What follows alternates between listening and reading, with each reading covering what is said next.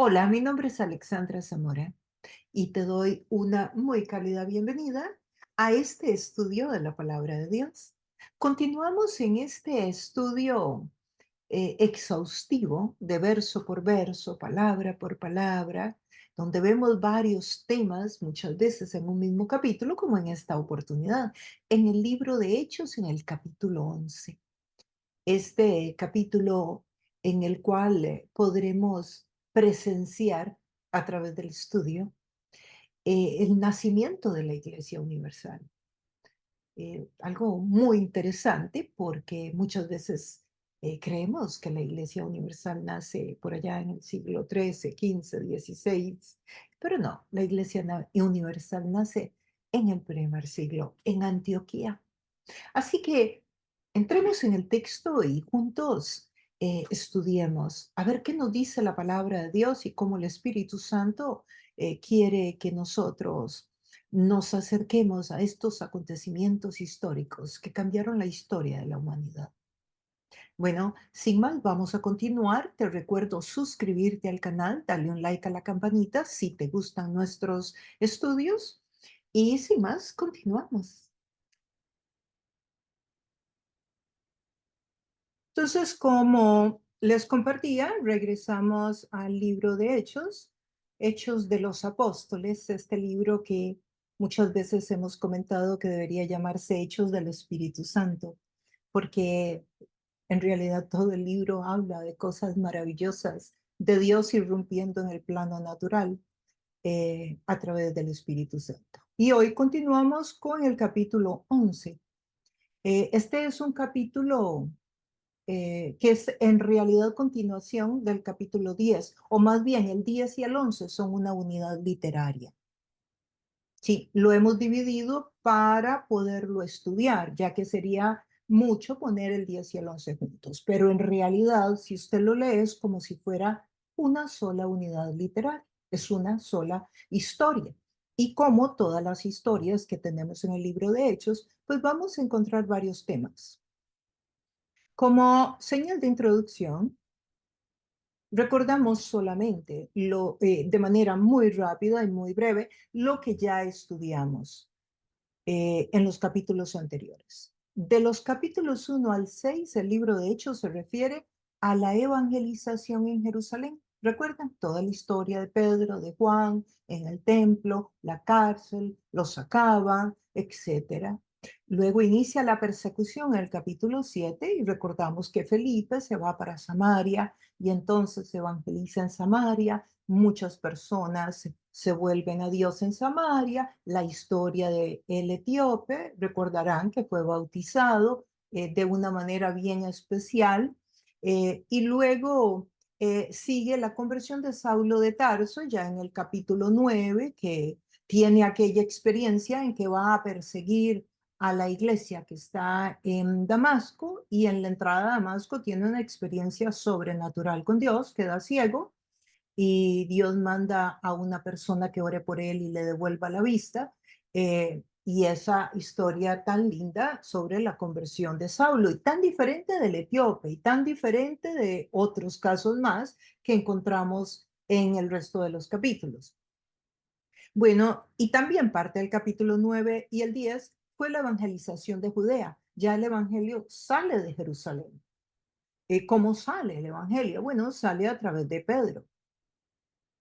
Sí, Pedro es quien sale de Jerusalén llevando el mensaje y a Judea, que es como la región en la cual Jerusalén es parte, pero ya fuera de la ciudad, por decirlo de alguna manera. Jerusalén, una ciudad muy tradicional, ¿verdad? Donde los judíos eran muy tradicionales al punto que mataron a Jesús porque no les pareció, porque las tradiciones eran más importantes que el mensaje que Jesús les estaba llevando y todos los conflictos políticos y sociales que esto traía para el establecimiento, los establecidos, por decirlo así, los que tenían el control, los fariseos, etc. Hay varios personajes en esta historia. Los menciono para ver si eso nos puede ayudar un poco a ordenar la información y que cuando vayan apareciendo, pues nos ayude un poquito porque es un capítulo exquisito. Es un capítulo del que podrían derivarse muchísimos temas y es un capítulo en el que podríamos invertir fácil 1 o 2 años estudiándolo, si no más. Y está Pedro, desde luego, uno de los personajes más importantes en este capítulo. Están los gentiles, vamos a encontrar a unos no judíos que son también muy importantes. Bernabé vuelve a aparecer en este capítulo. Bernabé había aparecido en el pasado y ahora lo vamos a retomar. Hay una diversidad de grupos étnicos también que aparece acá. Y aparece Pablo de nuevo, que desde el capítulo 9 no aparece. Recuerde usted que estos acontecimientos se van dando y estos capítulos con muchos años de diferencia entre uno y otro. ¿Verdad? No es como nosotros lo vamos estudiando seguido, por semanal, pero en realidad entre la conversión de Saulo en el capítulo 9 y ahora el capítulo 11 pasaron varios años. La iglesia en Jerusalén será mencionada y también un elemento nuevo, que es la iglesia de Antioquía, que todavía nosotros no la hemos mencionado y el texto bíblico tampoco. Entonces, en este hilo progresivo del nacimiento de la iglesia universal, aparece la iglesia de Antioquía. Cada uno de estos temas y de estos personajes será ampliado conforme vayamos avanzando. ¿Hay algunos lugares geográficos en esta historia? Hay varios, pero voy a limitar a los más importantes, que son Jerusalén y Antioquía.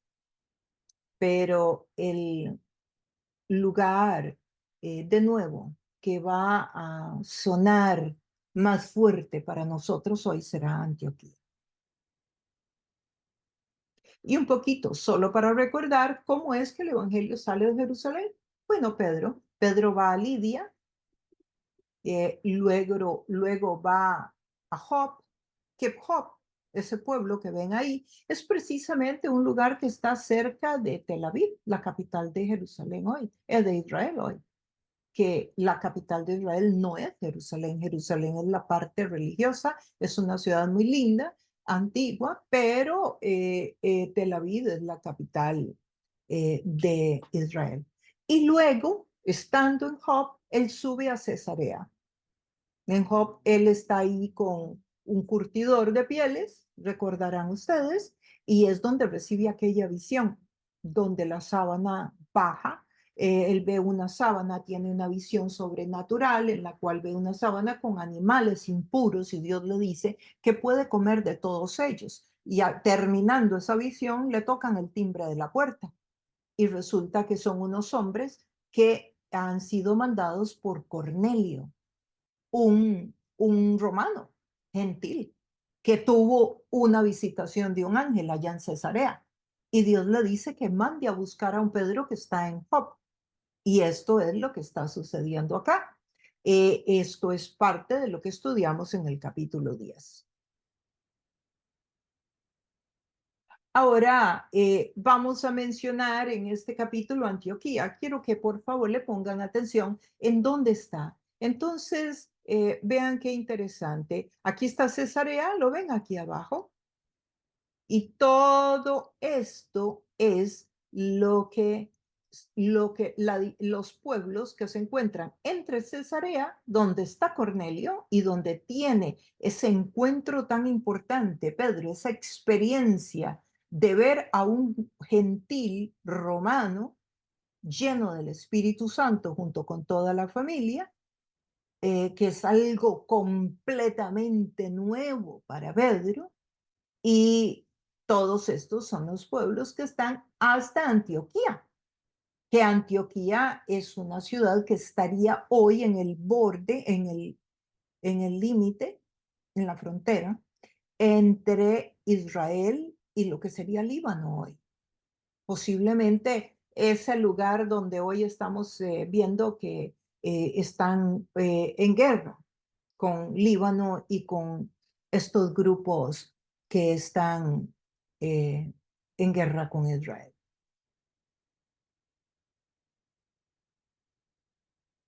Temas principales en esta historia, muchos, muchos, pero mencionemos los más importantes. La evangelización de los gentiles.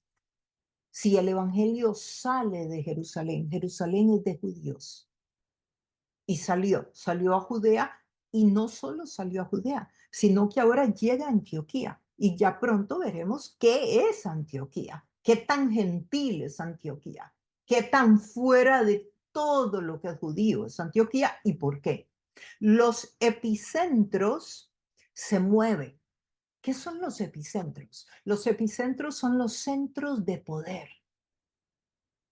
Esto es un tema muy interesante desde la disciplina sociopolítica y económica.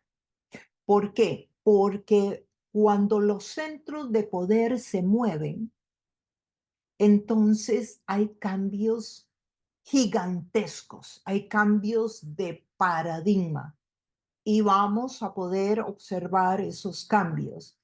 Y, y aquí también vamos a estar como preparados para poder discernir y poder ver las estrategias de Dios. O sea, cómo todo esto es un engranaje que Dios está preparando. No son cosas al azar, no son movimientos orgánicos, aunque parecieran, son estrategias de Dios. Dios mueve los centros de poder. Miren, en el siglo primero, el primer centro de poder es Jerusalén. De ahí nace el Evangelio y de ahí sale el Evangelio originalmente.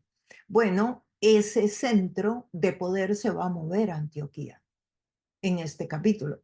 Y hoy sucede lo mismo. Por muchos años, por ejemplo, en el siglo XVI, que se dio la Reforma Protestante, los centros de poder estaban en Alemania. Es en Alemania precisamente donde Lutero y Calvino, bueno, Calvino en Francia, pero es en esos países donde se dan esos cambios radicales del Evangelio. ¿Y qué quiere decir centros de poder? Bueno, que hay una población, de ahí sale el poder, de ahí sale el Evangelio, de ahí salen los libros, ahí están los escritores, ahí están los intelectuales, ahí está la gente que escribe, ahí está la gente que debate, ahí está la gente que defiende la fe ante las herejías. Ese centro de poder se va moviendo. Hoy día, por ejemplo, ustedes saben, las potencias mundiales ya no están donde estaban antes. Hoy las potencias mundiales se están moviendo a la China, se están moviendo a la India. Y con eso la economía. Y con eso muchos otros aspectos como la política. Esos son los centros de poder. Y eso es eh, todo un mundo que cambia el, el plan de Dios y el Evangelio.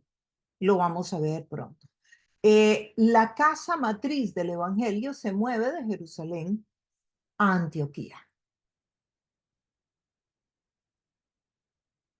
Y empezamos con los versos del 1 al 4 en Hechos 11.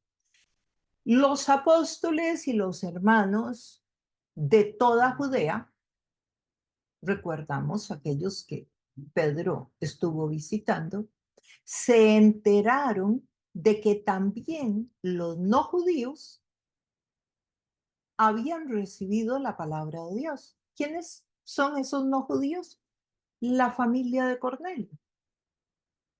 Eso lo vimos en el capítulo 10. Si no lo has estudiado, puedes entrar al canal que pronto va a estar subido. Lo voy a subir en los próximos días para que ustedes lo puedan repasar o si no lo has estudiado para que puedas ir y entonces te quede mucho más claro este tema. Así que cuando Pedro subió, cuando Pedro subió a Jerusalén, después de haber ido a todo este lugar de Judea. Y dice subió, y es muy interesante porque en realidad fue que bajó, porque Jerusalén está al sur. Y un poco hacia un lado, pero dice que subió porque esa era, ¿por qué? Porque Jerusalén era como el centro, entonces era como que subió, así lo menciona en el texto bíblico, pero en realidad fue que bajó, para nosotros sería que bajó. Cuando Pedro subió a Jerusalén, los creyentes judíos lo criticaron. ¿Por qué? ¿Por qué lo criticaron? Porque había ido a una casa de un gentil. Pero para los judíos tradicionales de Jerusalén, el problema no estaba en que había ido a esta casa solamente, porque los judíos no entraban a la casa de un gentil, a pesar de que Jesús había entrado a la casa de Zaqueo. Jesús había entrado a la casa de varios gentiles cuando él estuvo en su ministerio. Sin embargo, los judíos tradicionales defendían esos asuntos tradicionales que no tenían nada que ver con las ordenanzas de Moisés en el Antiguo Testamento, que era lo que existía, porque todavía el Nuevo Testamento no había sido escrito. El Nuevo Testamento, recuerden, y los libros del Nuevo Testamento empiezan a ser escritos en el año 60 después de Cristo. En este momento no hay libros, lo que hay son cartas que van a empezar a surgir enviadas por Pablo, pero todavía no están. Así que Pedro sube a Jerusalén, los creyentes judíos lo critican, diciendo que entraste en casa de hombres incircuncisos. O sea, la circuncisión era un elemento de la tradición judía. La tradición era eh, importantísima para los ortodoxos, o sea, los rituales y no necesariamente el arrepentimiento, el cambio de dirección, la relación con Dios, el entendimiento de la espiritualidad de acuerdo a una perspectiva de Dios.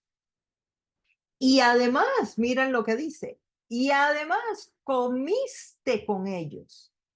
Este es un punto crucial. Para los judíos, que un judío comiera con un gentil era gravísimo.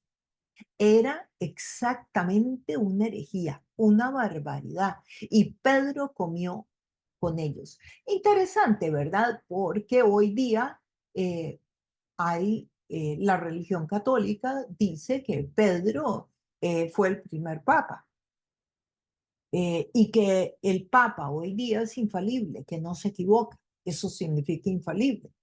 Sin embargo, vamos a ver que Pedro se equivocó desde el principio y se equivocó muchas veces antes. Si ustedes recordarán, negó a Jesús cuando le dijo que comiera de los animales de la sábana, de la visión de la sábana blanca, le dijo, no, yo no como. O sea, Pedro posiblemente fue el líder de la iglesia que más se equivocó. Y sin embargo, hoy la iglesia dice que el papado viene de Pedro y y hoy dicen que el papado no se equivoca, que es infalible, que no se equivoca, porque es un representante es el Espíritu Santo mismo.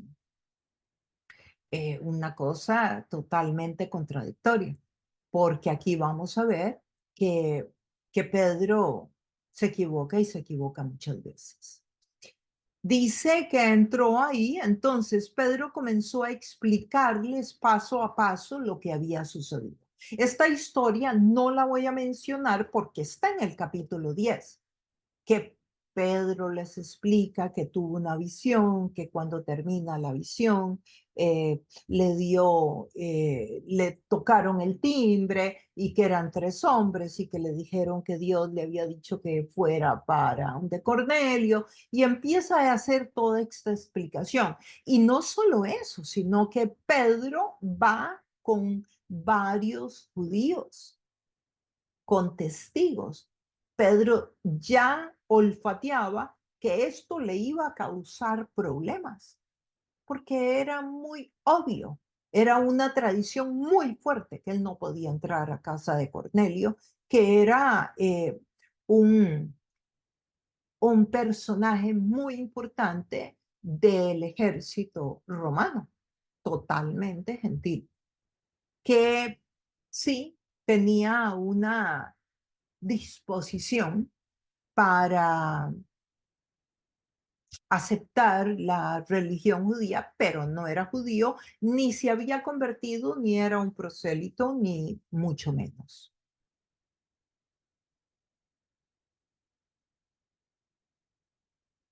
Pedro les cuenta su experiencia en casa de Cornelio. Ellos le preguntan, le reclaman más bien, y Pedro les cuenta su experiencia con testigos, porque llevó testigos. Y claro, aquí nos surge una pregunta que nos confronta. ¿Aprovechas tú las oportunidades que Dios te da a través de las preguntas que te hacen tus amigos y familiares, como lo hizo Pedro? O sea, Pedro le reclama y usa la oportunidad para dar toda una enseñanza.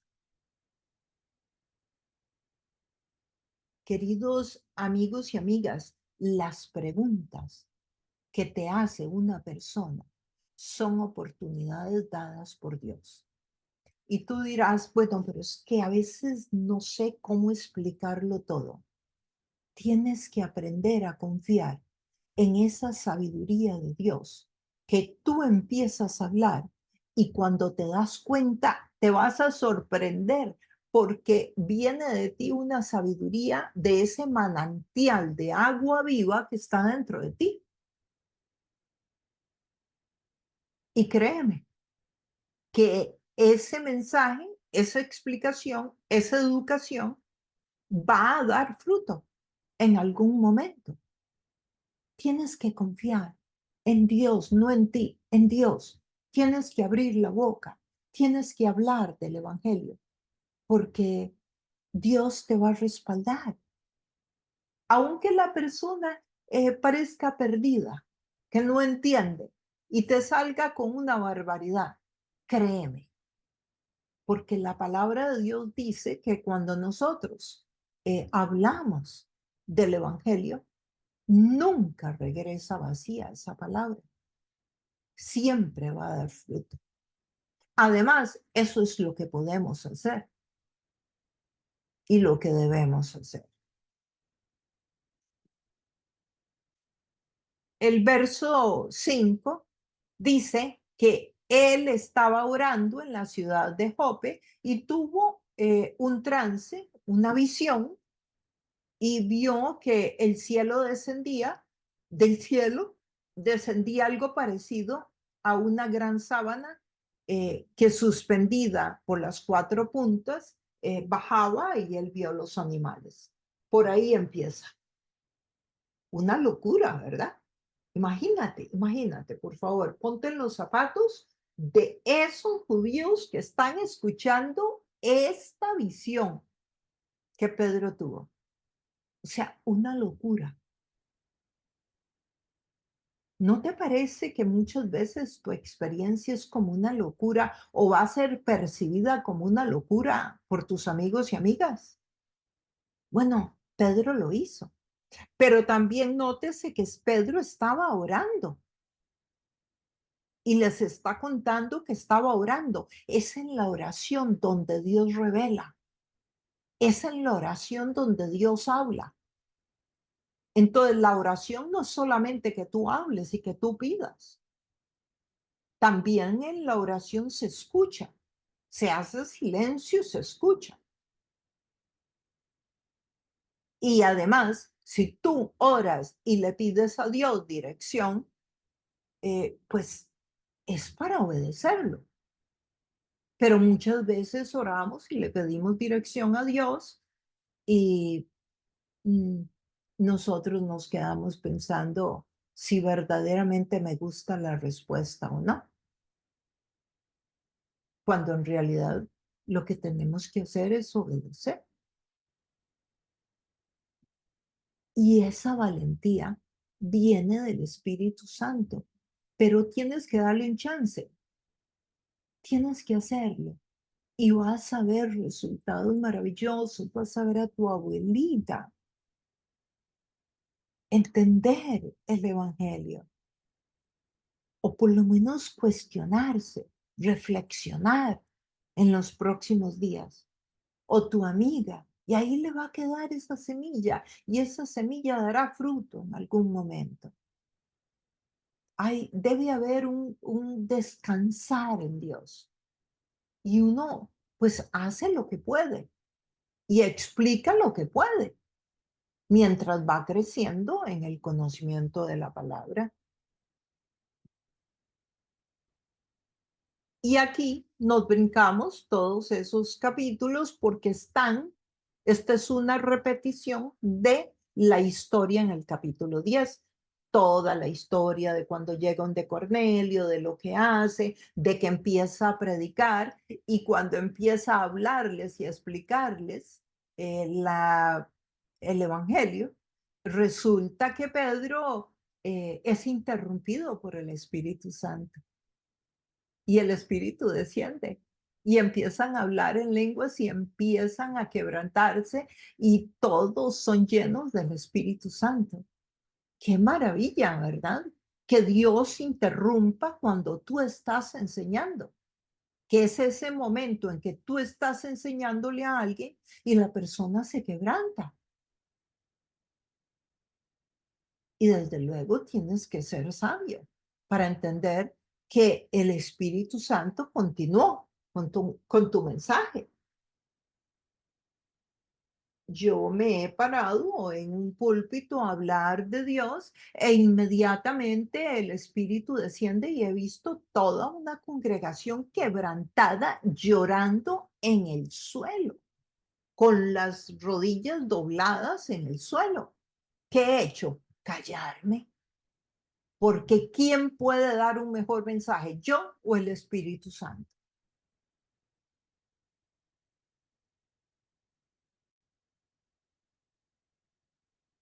Y dice, por tanto, si Dios les ha dado a ellos el mismo don que a nosotros, al creer en el Señor Jesucristo, ¿quién soy yo para pensar que puedo estorbar a Dios? O sea, aquí en el griego lo que quiere decir es, ¿quién soy yo para contradecir a Dios? Eso es lo que Pedro les está diciendo. Al oír esto, se apaciguaron y alabaron a Dios diciendo, así que también a los no judíos ha concedido Dios el arrepentimiento para vida.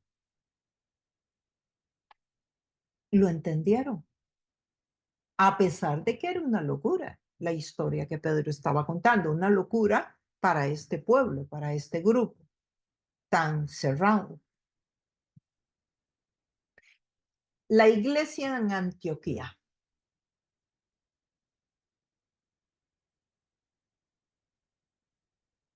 Antioquía es la segunda ciudad más importante de la época antigua, Jerusalén y luego Antioquía. Era una ciudad de unos 500,000 habitantes. Era el centro de la dispersión judía. ¿Qué significa eso? Que los judíos que estaban siendo perseguidos por los fariseos en Jerusalén se habían ido para Antioquía porque los estaban matando, porque los estaban persiguiendo. Entonces llegaron a Antioquía. Así que esto es la dispersión y ahí llega el Evangelio.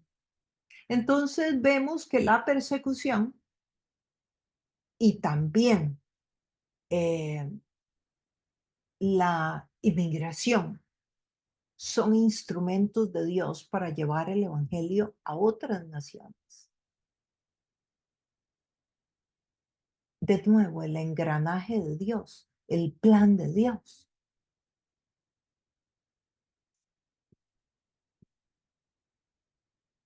Cuando se mueven los centros de poder mundiales, ¿qué sucede? Se está moviendo de Jerusalén a Antioquía. cambia la topografía social, política y económica. ¿Por qué? Porque entonces se va un grupo de gente a Antioquía, crean negocios, se reúnen, empieza una nueva forma de vida en otro contexto y eso produce cambios, cambios sociales, políticos, económicos, hasta hoy día. Y esto se los dejo ahí para que reflexionen y como cultura general, tenemos que ver que eso está sucediendo en el mundo y va a continuar sucediendo y ha sucedido, ha sucedido. El evangelio se mueve. Hoy día el evangelio se está moviendo a Latinoamérica. Hoy la mayoría de los cristianos a nivel mundial están en Latinoamérica, están en algunos lugares de Asia, ya no están en Alemania, ya no están en Holanda, ya no están en aquellos lugares donde estuvieron en el pasado. Hoy hay libros que salen de Latinoamérica, de latinos, de los indígenas, de los asiáticos, de los africanos. Y eso, pues lógicamente trae una nueva perspectiva. Es la misma palabra, es la misma teología, pero vista desde un ángulo diferente.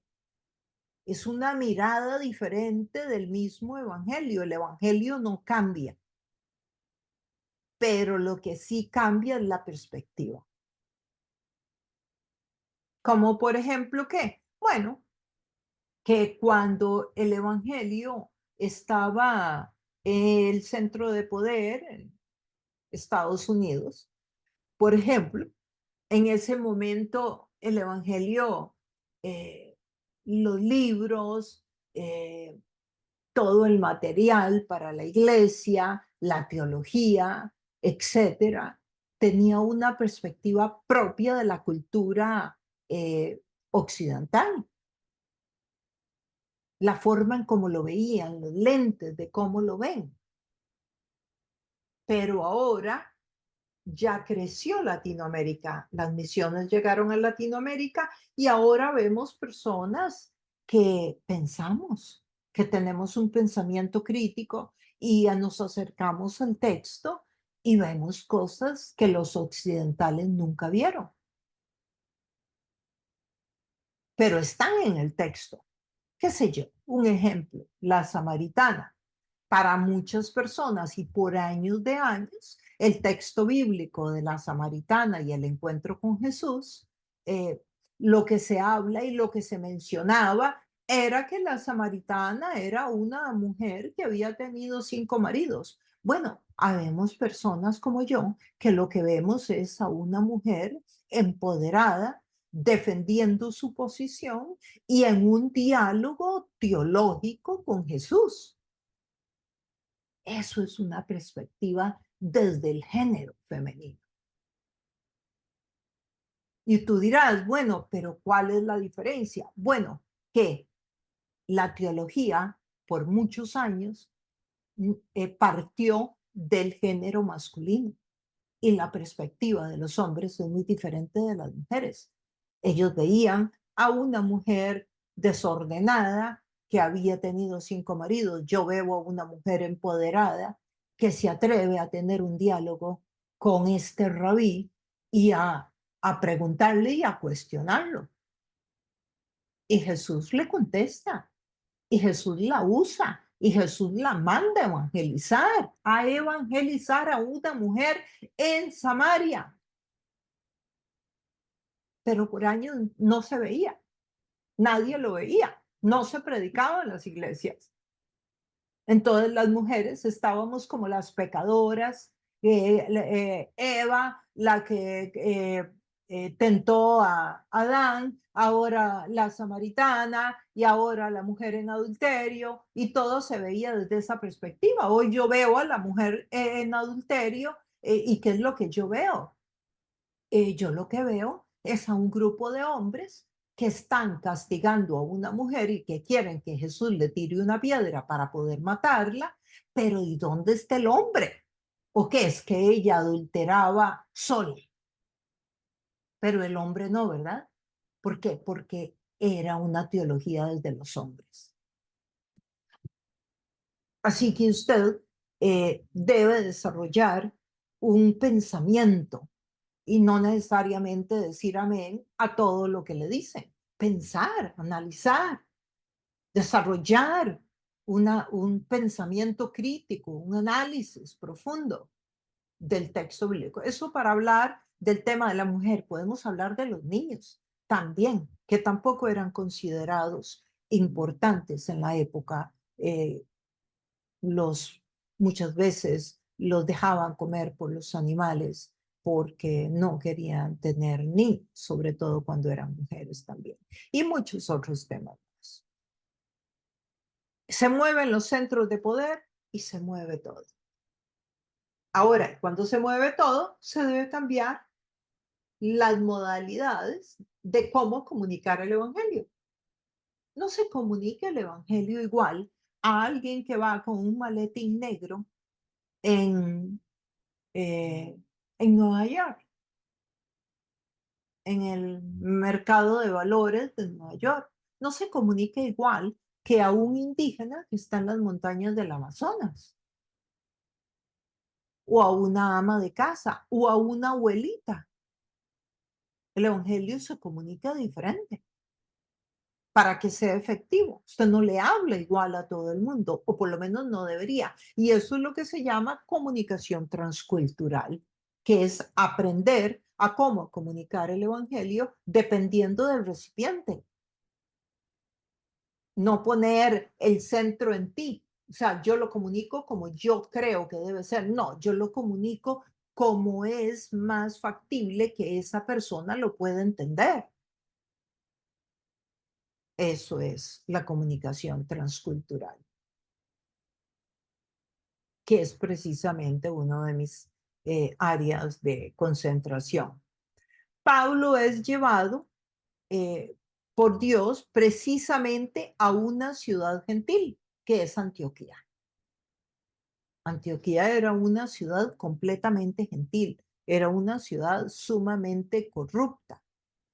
De aquí saldrán los viajes misioneros de Pablo. Lo veremos en los capítulos siguientes. O sea, es el lugar de donde sale el evangelio para todas las naciones, para todos los grupos étnicos. Vean la gran diferencia. En Jerusalén era para los judíos, aquí es para el mundo entero. Aquí nace una iglesia diferente, una iglesia que es mucho más flexible, que sabe doblarse sin quebrarse, una iglesia que sabe adaptarse al contexto y además una iglesia eh, que sigue manteniendo los valores y principios bíblicos, pero que cambia la forma, no el contenido.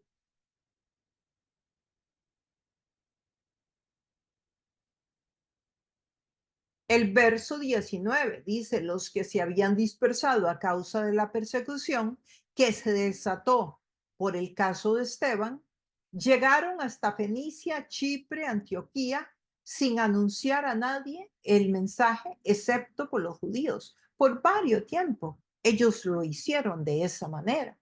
O sea, ellos llevaron el evangelio a los judíos, pero ahora llegaron a Antioquía, pasaron por todos esos pueblos, por esos grupos étnicos.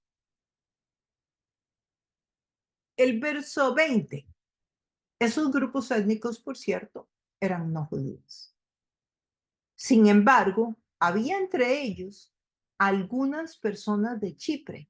Chipre era una isla. Estaba en Antioquía esta gente. O sea, viajó de Chipre hasta Antioquía y de Cirene, otro lugar. Al llegar a Antioquía comenzaron a hablarles también a los de habla griega.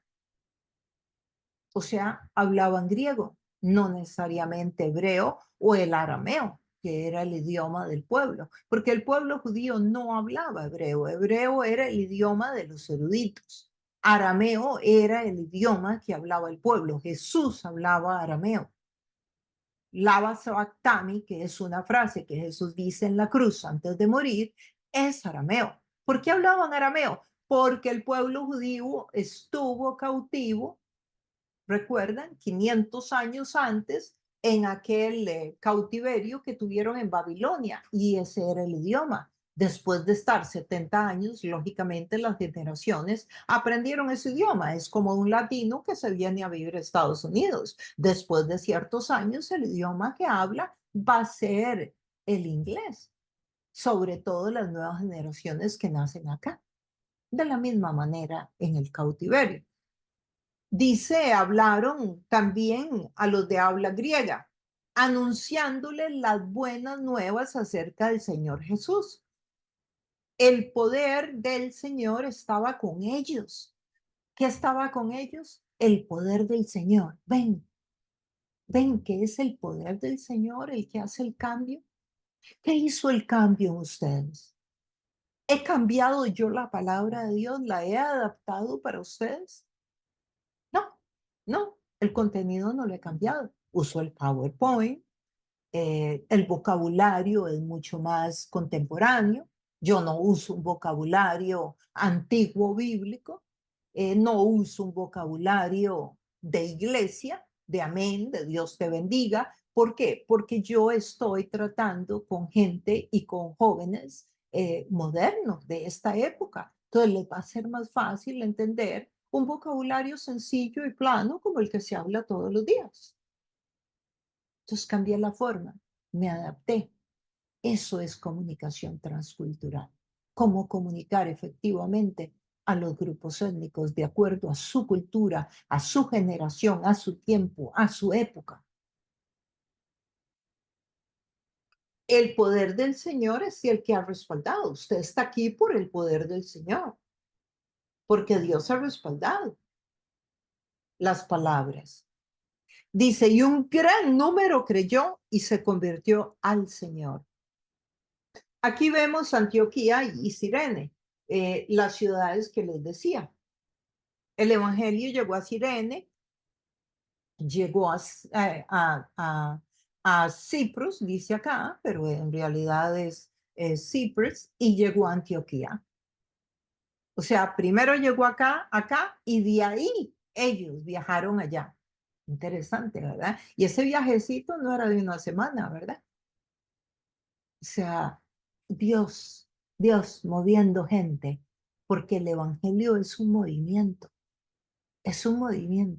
Dios se está moviendo, el Espíritu Santo está moviendo de un lugar a otro.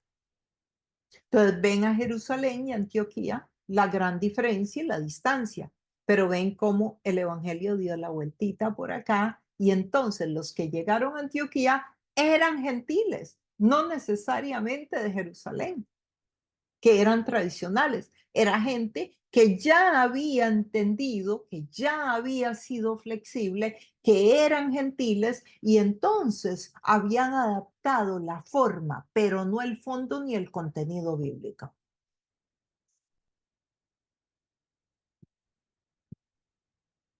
El 22, la noticia de estos sucesos llegó a oídos de la iglesia de Jerusalén. O sea, de que había gente de Cirene y de Cipros que había llegado hasta Antioquía. Llegó a Jerusalén, escucharon los líderes, los apóstoles. Y entonces, ¿qué hicieron? Mandaron a Bernabé a Antioquía. Cuando él llegó y vio las evidencias de la gracia de Dios, se alegró y animó a todos a hacerse el firme propósito de permanecer fieles al Señor. Los animó a continuar, a estar fieles. Fieles significa obediencia, seguir los principios. Pues era un hombre, ¿por qué? ¿Por qué él lo hizo? Porque era un hombre bueno, porque era un hombre lleno del Espíritu Santo, porque era un hombre de fe y un gran número de personas. A ver, ¿qué tenía Bernabé? ¿Qué era lo que tenía Bernabé? Que fue la persona que enviaron de Jerusalén. ¿Por qué no fue Juan? ¿Por qué no fue, no sé, alguno otro de ellos? ¿Por qué no fue Pedro? ¿Por qué fue Bernabé? ¿Por qué enviaron a Bernabé?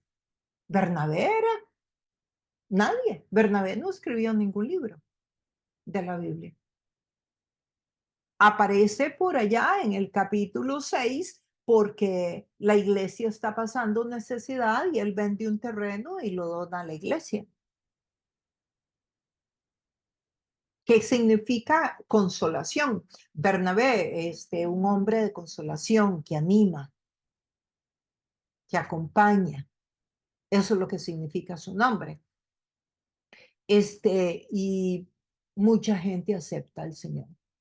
Pero es interesante que veamos por qué enviaron a Bernabé y no a otro. Y por qué lo que describe el texto acá eh, es Lucas, que es el que escribe, que era un hombre bueno, lleno del Espíritu Santo y de fe. ¿Por qué no dice carismático? ¿Por qué no dice un hombre lleno de vida, un hombre que podía manipular las masas? Porque son las personas de carácter las que hacen las transformaciones espirituales en las personas y también las transformaciones sociales. Porque el carácter es lo que usted va a encontrar siempre en la Biblia. Usted nunca va a encontrar en la Biblia que Dios anda buscando gente con destrezas, ni con capacidad para hablar. Dios lo que encuentra y lo que busca es gente que tenga el fruto del Espíritu en su vida, que lo refleje. ¿Y cuál es? El carácter. Y aquí tenemos que hacer un paréntesis porque muchas veces la iglesia pone a la persona más carismática, aunque no tenga carácter, aunque sea una persona que todavía no ha madurado en la fe y todavía miente y todavía hace trampas y todavía manipula y todavía usa su fuerza humana en lugar de descansar en Dios. ¿Por qué? Porque esa persona trae más miembros a la iglesia. Pero ese no es el principio que Dios requiere. Ahora, que no va a usar Dios a alguien que tiene una buena oratoria. Claro que sí. Todos los reformadores fueron buenos oradores. Y claro que Dios usa a las personas que tenemos el don de la enseñanza. Desde luego. De hecho, alguien que no tenga el don, pues en realidad no va a ser efectivo. Si alguien dice, es que yo tengo el don de cantar, pero canto horrible, yo no creo que tenga un llamado de Dios para cantar. Ahora puede decir, no, pues que Dios me dijo a mí que cantara y canto horrible.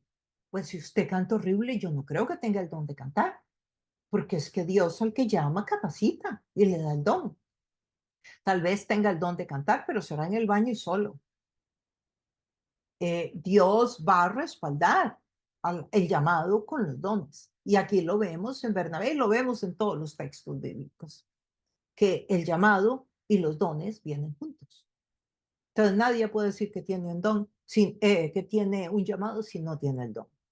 Y además ese don debe ser reconocido por la comunidad. Los demás tenemos que ver, porque somos un cuerpo. Lo digo porque hay gente que cree que tiene dones en realidad, o que tiene cierto don, puede que tenga otro, pero no el que cree que tiene. Eso es que le apasiona o que le gusta, pero no necesariamente. Tiene que estar acompañado del don. Y el carácter es el fundamento, no eh, las otras características o destrezas. ¿Quién era Bernabé? ¿Y por qué mandan a él y no a otro o a otra? Bueno, a otra no podían mandar porque es una cultura totalmente androcéntrica, o sea, que giraba alrededor del hombre. Eso ha ido cambiando en la iglesia a través de los años, gracias a Dios, porque si no yo no podría estar aquí enseñando. Cuando yo me convertí al evangelio me dijeron que yo no podía enseñar ni ser líder. Por eso entré a estudiar teología. Yo no entré a estudiar teología para saber Biblia. Yo entré para poder estar segura de que eso que me está, porque yo tenía una fuerza y un fuego en mí, una pasión de que yo tenía que servir a Dios y ser líder. Y me decían que yo no podía por ser mujer. Esto fue hace 38 años. Y yo dije, pues aquí la cosa es yendo al texto bíblico para que nadie me eche cuento.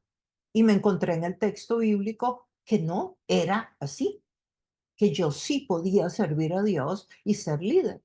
Pero si yo hubiera sido de las personas que dice amén a todo lo que me dicen, pues seguramente estaría desperdiciando el llamado de Dios sentada por ahí sin hacer nada y servir a Dios. Y cuando llegue al cielo, Dios me hubiera preguntado, bueno, ¿qué hiciste con los dones que te di? Y yo le hubiera dicho, ah, Señor, los hombres me dijeron que yo no podía servir porque soy mujer. Y Dios me hubiera dicho, ¿y qué? No tenía la Biblia para estudiarla. Dios no me hubiera justificado, porque Dios no justifica por la ignorancia del conocimiento. ¿Quién era Bernabé? Bueno, Bernabé era ese hombre con carácter, ese hombre sencillo, ese hombre que no aparece. Y si ustedes lo ven y lo analizan, se van a encontrar que Bernabé lo que hacía era buscar líderes, buscar gente con dones para ponerlos a servir. Eso era lo que hacía. Y eso es lo que debemos de hacer los líderes. Ustedes notarán que yo a ustedes les doy oportunidades para que enseñen, les motivo para que dirijan un culto de oración, les motivo y siempre son ustedes las que oran y los que oran.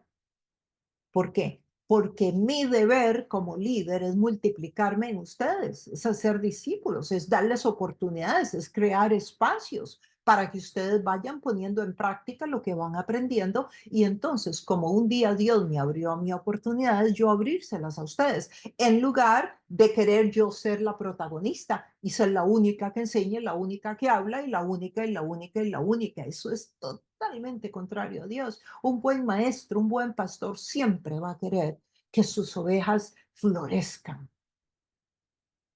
Sí, un buen pastor va a ponerle y va a sobarle las alitas para que las ovejas vuelen y vuelen más alto que una. Lo mejor que a mí me podría pasar es que ustedes lleguen a servir al Señor muchísimo más allá de lo que yo he podido llegar. Eso sería como, así, el clavel en el ojal para mí. Y debería ser para todos los pastores y para todo el liderazgo, en lugar de querer ser los protagonistas y que nunca soltamos el púlpito y no le damos oportunidad a nadie, porque tenemos temor de que nos quiten esa posición. Pero ese no es el llamado nuestro. Lo mandan a él por las razones que sabemos. Hay carácter. El 22, la noticia de estos sucesos llegó a oídos de la iglesia de Jerusalén y mandaron a Bernabé a Antioquía. Cuando él llegó y vio las evidencias de la gracia, ¿cuáles son las evidencias? El arrepentimiento. ¿Cómo puede ver usted que hay evidencias de que alguien es creyente? Diga, ¿cómo lo puede ver? ¿Porque habla en lenguas? ¿Porque grita? ¿Porque pega brincos? ¿Porque danza en una iglesia? No, no. ¿Porque se sabe la Biblia? No. Cualquiera se puede saber la Biblia con buena memoria. Cualquiera puede danzar. Cualquiera puede decir que profetiza. Tal vez las profecías ni se cumplen. No, es por el carácter. Las evidencias son el arrepentimiento, el cambio de dirección, el cambio de forma de pensar, que es lo que significa arrepentimiento. Cambias de forma de pensar, te encuentras con el Evangelio, te confronta y dices, claro, no, no es así. Esto no era así. Yo estoy equivocada, voy por el camino errado. Yo voy a arrepentirme. Hay un cambio de dirección en tu forma de vivir y todos empiezan a ver. En estos días que soy miembro de el, el directorio del condominio donde yo vivo y que estoy en la presidencia, eh, alguien me dijo que hiciera algo para que todo nos saliera bien, pero ese algo yo tenía que mentir. Y delante de todo el directorio, yo me volví y dije, me están pidiendo que mienta, yo no miento. Sí, eso es carácter. Que les voy a caer mal, que tal vez no todos lo van a entender, tal vez algunos sí, me van a respetar por lo menos. Pero eso es carácter, eso es marcar, eso es dejar la huella. Tal vez en el momento no les gusta, pero eso les va a quedar ahí. y en algún momento tal vez yo no lo veré. Dará fruto. Eso es un confitito que usted va poniendo en esa vida y va construyendo Dios su obra y verá un testimonio. Cuando él llegó, vio las evidencias, se alegró y animó a todos, como hablábamos anteriormente, porque era un hombre bueno. ¿Cuáles fueron las evidencias? El arrepentimiento. Vio gente que había cambiado su estilo de vida. Entonces, sí, la gracia existe, Dios nos perdona siempre, Dios nos perdona por los pecados del pasado, los presentes y los del futuro, pero no podemos decir que entonces eso significa que no importa que yo vivo como quiero sin tener en cuenta los mandatos y la obediencia a Dios, porque de todas formas Dios me va a perdonar, porque recuerde que Dios está viendo tu corazón y la motivación. Tiene que haber un cambio en tu vida y Dios ve el corazón del hombre. Dios ve las motivaciones de tu corazón, si verdaderamente hay arrepentimiento o si solamente hay religión.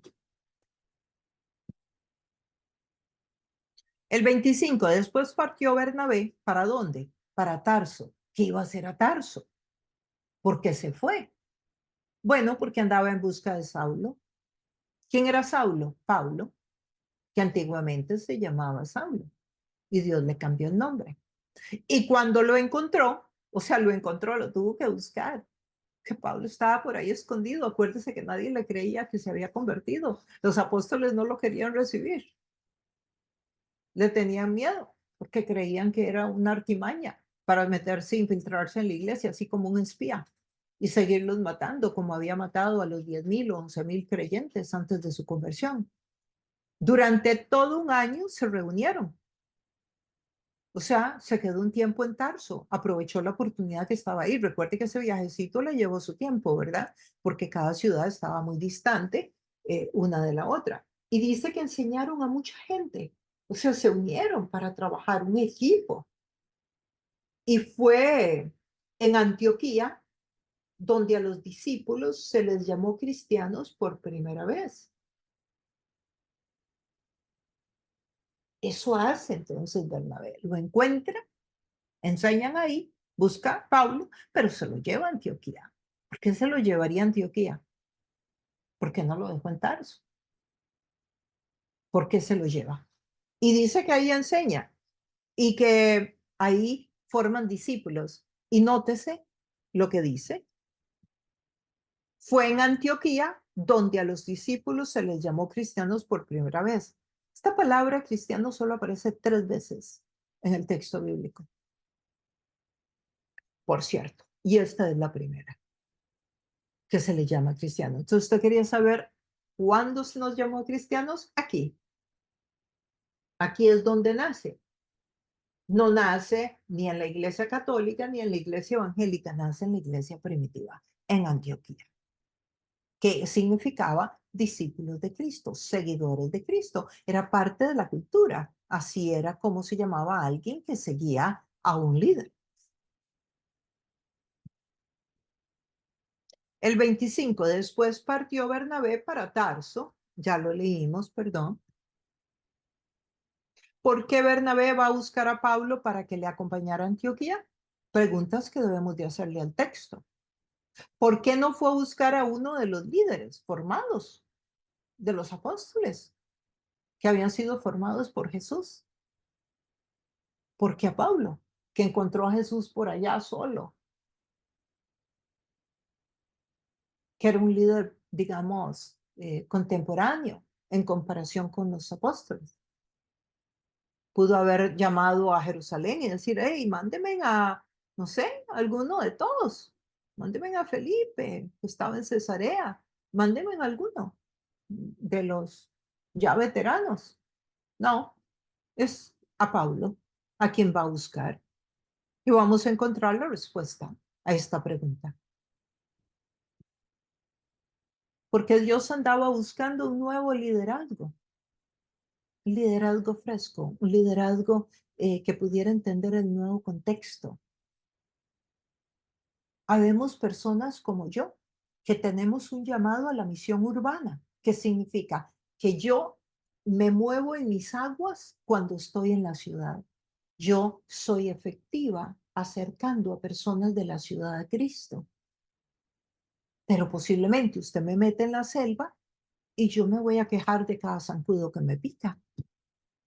Pero hay gente que se mete en la selva y es fascinada y los zancudos no le molestan y las culebras no le asustan. Pero usted lo pone en Nueva York y no tiene idea de cómo acercarse a alguien y hablar. Entonces, Dios ocupaba un liderazgo para lo que él estaba empezando a hacer. Había una nueva misión que iba a empezar y era hacia los gentiles. La iglesia universal iba a iniciarse. Ya no la iglesia para un grupo étnico, ya ahora era la iglesia universal de una forma mucho más formal, sistematizada. Porque sí, Felipe había hablado en Samaria y se habían surgido pequeños manantiales aquí y allá, Cornelio y tal, pero ahora vamos a ver, ¡boom! Movimiento completo y absoluto de miles de aquí en adelante. Una modalidad nueva, una nueva modalidad de iglesia. Iban a ser una iglesia diferente. Si la iglesia no tiene que ser igual siempre. La iglesia es el grupo de creyentes, no el edificio.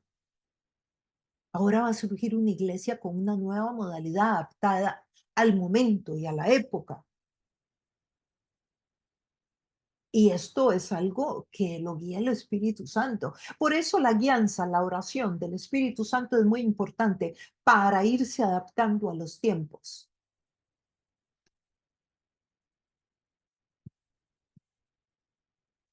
Veintisiete. Por aquel tiempo, unos profetas, habían profetas, bajaron de Jerusalén a Antioquía.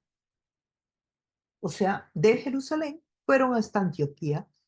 Posiblemente querían ver la experiencia, Dios los llevó, había un cometido, había una razón. Y nos dice el 28, uno de ellos llamado Ágabo se puso de pie y predijo, o sea, habló a futuro, profetizó por medio del Espíritu, o sea, el Espíritu le dijo que lo dijera, que lo predijera, que iba a haber una gran hambre en todo el mundo. Y sucedió durante el reinado de Claudio. Un tiempo después sucedió lo que Dios le dijo. O sea, que Dios mandó a estos profetas a Antioquía a dar un mensaje de que vendría hambre. Pero vean qué interesante. En aquel tiempo unos profetas bajaron de Jerusalén a Antioquía. ¿Recuerdan lo que hablaba antes? Subieron y bajaron. Antioquía está al norte y sin embargo aquí dice que bajaron. Y cuando van para Jerusalén, que está abajo, dice que subieron. Esto trae confusión algunas veces a los lectores del texto bíblico. ¿Para qué? ¿Para qué Dios mandó a decir a Antioquía que habría hambre? Bueno, vamos a verlo. Entonces decidieron que cada uno de los discípulos, según los recursos de cada cual, los discípulos de dónde? ¿De Jerusalén o Antioquía? Sí, de Antioquía, porque él había subido a Antioquía. Que cada discípulo, según los recursos, de acuerdo a su capacidad económica, enviaría ayuda a los creyentes. ¿A cuáles creyentes? Que vivían en Judea. ¿Por qué? A los creyentes de Judea. Judea es donde está Jerusalén. Es donde habían más judíos. Antioquía está por allá al norte. Una ciudad totalmente pagana, totalmente corrupta, donde el imperio romano gobernaba. Y la segunda ciudad más importante del imperio, donde estaban los headquarters, donde estaban las oficinas centrales del imperio. Y es de ese lugar de donde viene ayuda para Jerusalén. ¿Por qué? Porque Antioquía no estaba en una situación tan pobre, tan necesitada como estaba Jerusalén. Entonces, el profeta va a Antioquía porque Dios quiere que sea Antioquía quien ayuda a Jerusalén, a la iglesia de Jerusalén. económicamente. Entonces, el ayudar y el dar y el soportar y el sostener económicamente de los que tienen más para los que tienen menos y los que servimos en la obra, una vez más lo puedes ver que es bíblico. Así en el verso 30 dice, así lo hicieron, mandando su ofrenda a los líderes religiosos por medio de Bernabé y de Saulo. O sea, a los líderes, a los apóstoles, a los que estaban en Jerusalén, que estaban siendo perseguidos, acuérdense. Acuérdense que Jerusalén estaba además siendo perseguida. Y dicen que mandan estas ofrendas para Jerusalén. ¿Qué importancia tiene esto en toda esta historia? Las ironías de Dios. Los judíos tradicionales que criticaron a Pedro, ¿recuerdan el principio de la historia? Lo critican porque va a comer a casa de un pagano, de un gentil, porque entró a comer a casa de un gentil, a Cornelio, y lo están criticando. Pedro les explica, cambian de opinión, pero estaban furiosos. Ahora resulta que esos son los que reciben ayuda económica de quienes ellos despreciaban, de quienes ellos ni siquiera les hablaban, ni siquiera lo tocaban con el manto, ni siquiera entraban a su casa. ¿Podrías creer? Y resulta que Dios manda a este profeta para que sea este profeta el que les habla y ellos manden ayuda económica a aquellos que no los querían, a aquellos que los criticaban, a aquellos que no los aceptaban, a aquellos que no querían compartirles el evangelio porque no eran dignos. Y ahora reciben ayuda económica de quienes ellos despreciaban por ser de otra cultura, por ser de otra fe, por ser de otro grupo étnico. E inclusive de otra fe, porque los inconversos todavía no creían. Cuando Dios dice que de tal manera amó Dios al mundo y dio a su Hijo unigénito, el mundo, ahí es la palabra cosmos en griego. O sea, Dios no hace distinción. La iglesia no tiene que hacer distinción. Esto es un concepto que para nosotros es difícil entenderlo, gracias a Dios, que en estos tiempos no existe tantísima distinción, aunque hay muchos que en este momento pues son personas que tienen temas con los favoritismos, etcétera, y los racismos, pero en general no vivimos tanto esta problemática como si la vivían ellos, sobre todo los judíos hacia los demás grupos. Y Dios usa precisamente a aquellos. Y el texto literario, por lo menos en el capítulo 11 y en el capítulo 10, que comienza diciendo que por qué fue a comer ahí, que lo critican a Pedro, resulta que termina con esta historia. Esos que fueron criticados son los que les dan de comer ahora. ¿Cuál es el mensaje de Dios para ti en esto? Qué profundidad, ¿verdad? Qué pintura tan amplia, ¿no? Todos los mensajes, toda la forma como Dios trabaja en nuestra vida y a nivel colectivo. La fe es un movimiento. ¿Lo pueden ver?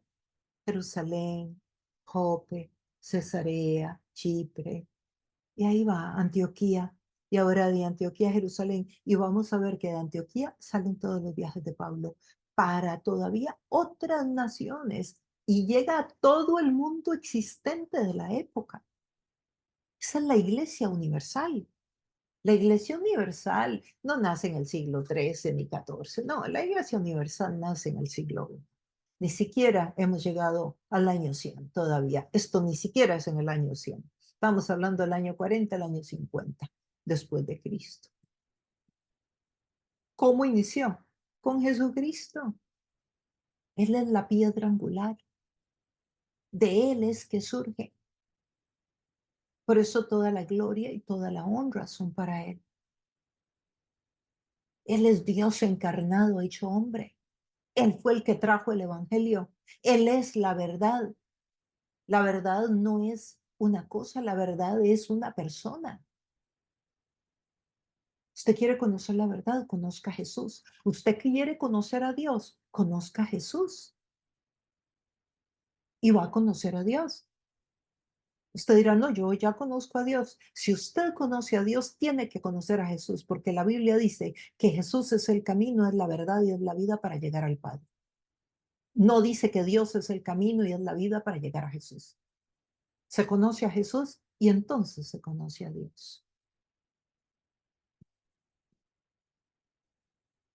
¿Cómo continuará este movimiento de la fe? Con tu persona. En tus manos está que el movimiento continúe o no. El movimiento puede parar acá o el movimiento puede continuar con otros miembros de tu familia y con otros amigos o con otros compañeros de equipo o de trabajo. La bola está de tu lado.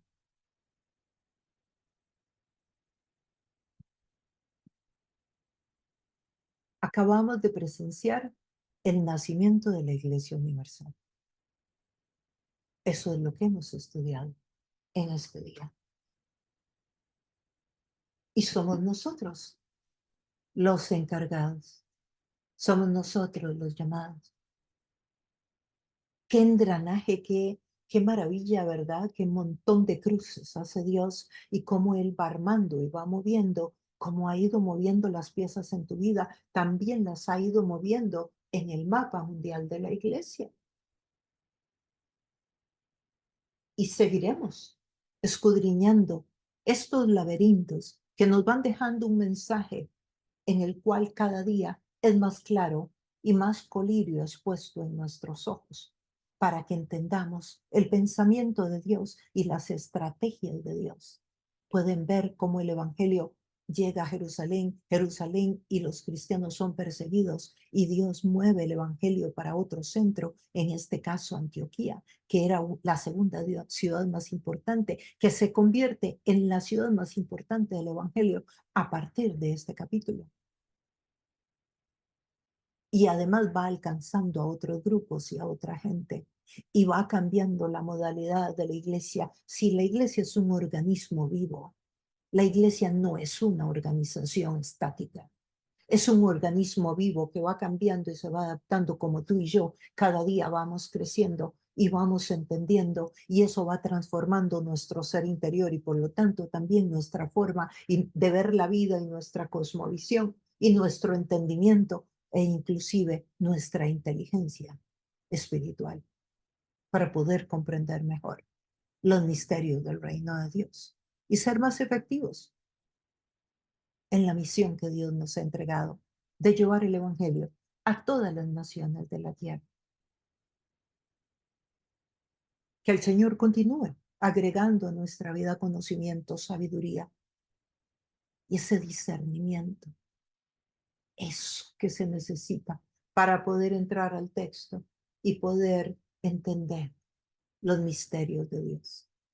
Que Dios continúe bendiciendo tu vida, que el Espíritu Santo añada cada día más sabiduría, poder, respaldo y te dé mucha hambre para poder sentarte a la mesa y comer del texto bíblico, comer de la miel y de la mantequilla que nos habla el profeta Isaías, que es la verdad, comer de Cristo, de su palabra.